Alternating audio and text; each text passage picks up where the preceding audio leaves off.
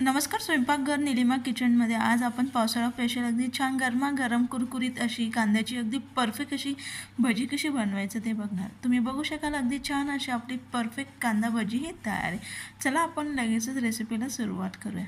कांदा भजीसाठी सर्वात प्रथम आपण कांदा हा कट करून घेणार आहोत. आता आपल्याला कितपत कांदा भजी बनवायची त्यानुसार कांदे घेऊन त्यांना आपण आता कट हे करून घ्यायचं. कांदा कट करताना 2 ते 3 गोष्टी आपण लक्षात घ्यायच्या. जर ते आपण व्यवस्थित फॉलो केलं तर त्यामुळे अगदी परफेक्ट अशी आपली मार्केटसारखी भजीही तयार होते. तर कांदा हा मी कट करून घेतला आहे. त्याचं साल काढून घ्यायचं. साल काढून झाल्यानंतर ज्यावेळेस आता आपण कांदा कापायला घेणार आहोत तो असा उभा न घेता ह्या पद्धतीने आडवा कट करायचा. ह्यामुळे काय होतं, ज्यावेळेस आपण कांदा मोकळा करतो, एक ज्या काय पाकळ्या असतात त्या मोकळ्या करतो, ते अगदी सहज अजिबात वेळ न घालवता लगेचच त्या मोकळ्या होतात. आणि ज्यावेळेस पुन्हा की आपण कांदा भजीसाठी कांदा कापणार आहोत तो कधीही अगदी जास्ती जाड किंवा बारीक असा कापायचा नाही.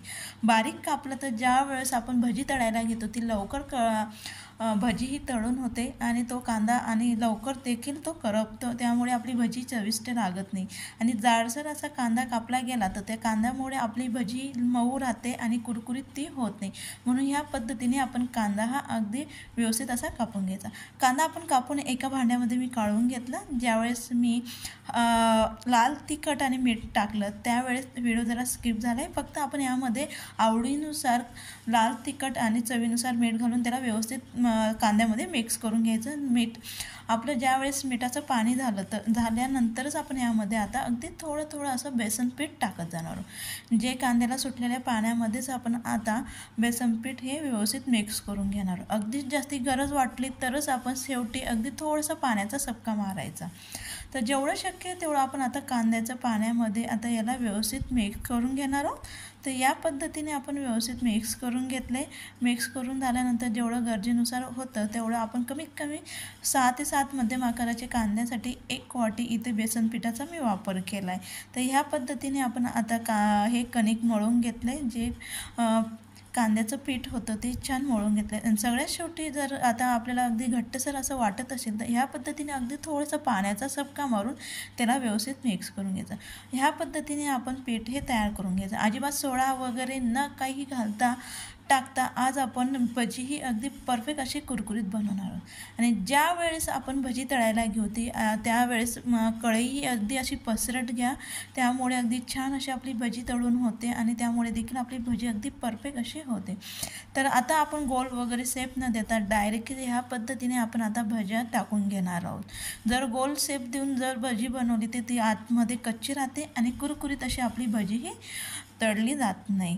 तर सर्वात आधी आपण ज्यावेळेस भज्या आता तेलामध्ये टाकणार आहोत त्यावेळेस गॅसची फ्लेम अगदी फुल ठेवा. आणि ज्यावेळेस संपूर्ण आपल्या भज्या टाकून झाल्या त्यानंतर लगेच गॅसची फ्लेम अगदी कमी करून घ्यायची. ह्यामुळे देखील आपली भजी ही अगदी छान परफेक्ट अशी तयार होते. आता संपूर्ण भज्या टाकल्यानंतर लगेच मी गॅस हा अगदी कमी करून दिला आहे आणि कमी गॅसवरती आपण आता तळून घेणार.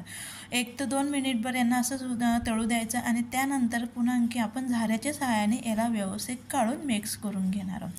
ह्या पद्धतीने आपण झाऱ्याने हलवत आता तेलामध्ये व्यवस्थित त्यांना असं मिक्स करत राहायचं. यामुळे काय असतं, जे भजीचं टेम्परेचर असतं ना ते थोडं नॉर्मल होतं. पुन्हा आणखी गरम तेलात ते तळल्या जातात. त्यामुळे आपलं जी भजी असते ती छान कुरकुरीत तयार होते. म्हणून झाऱ्याने असं चाळत ही भजी तळून घेत जा. थोड्या वेळ झाऱ्यामध्ये अशी भजी ही काढून घ्यायची आणि पुन्हा आणखी थोड्या वेळ म्हणजे काही सेकंदांपर्यंत काढायची आणि लगेचच आपण ती भजी त्या तेलात सोडायची. अशामुळे 2 ते 3 वेळेस असं केल्यामुळे अगदी परफेक्ट अशी आपली कुरकुरीत आणि अगदी छान चविष्ट अशी आपली कांदा भजी ही तयार होती. त्या 3 ते 4 गोष्टी आपण लक्षात घेतल्या कांदा भजी करताना अगदी छान अशी आपली भजी ही तयार होते. तर या पद्धतीने आपण छान आता हलकासा सोनेरी कलर येईपर्यंत आपण आता ही भजी ही तळून घेणार आहोत. अशाच पद्धतीने आपण आता संपूर्ण भज्या ह्या तुम्ही तळून बघा अगदी. आणि नक्की या पद्धतीने तुम्ही ही रेसिपी करून बघा. अगदी परफेक्ट अशी आपली सिंहगड सिंहगडला जशी कांदा भजी मिळते अगदी तशी अगदी छान अशी आपली परफेक्ट कुरकुरीत भजी ही तयार होते. आता आपण हिला काढून घेऊया. तर या पद्धतीने आपण आता ती भजी ही तळून घेतली. अशाच पद्धतीने आता आपण संपूर्ण भज्या ह्या तळून घेणार आहोत. नक्की तुम्ही या पद्धतीने करून बघा. व्हिडिओ आवडला असेल तर नक्की व्हिडिओला लाईक करा, जास्तीत जास्त मित्रांना शेअर करा, कमेंट्स करा आणि चॅनलला सबस्क्राईब करायला विसरू नका, जेणेकरून नवनवीन व्हिडिओ अपलोड केले तर सगळ्यात आधी त्याचं नोटिफिकेशन हे मिळेल. तर भजींसोबत खाण्यासाठी आपण मिरची देखील आता तळून घेणार आहोत. ज्या वेळेस आपण मिरची तळायला घेणार आहोत त्यावेळेस मिरची ही आतमधनं कट करून घ्या. जर तुम्ही कट न करता मिरची ही तळायला घ्याल तर त्याच्या तेलाची शिंतडे आपल्या अंगावरती उडण्याची शक्यता असते, म्हणून कधीही मिरची ही कट करून घ्या.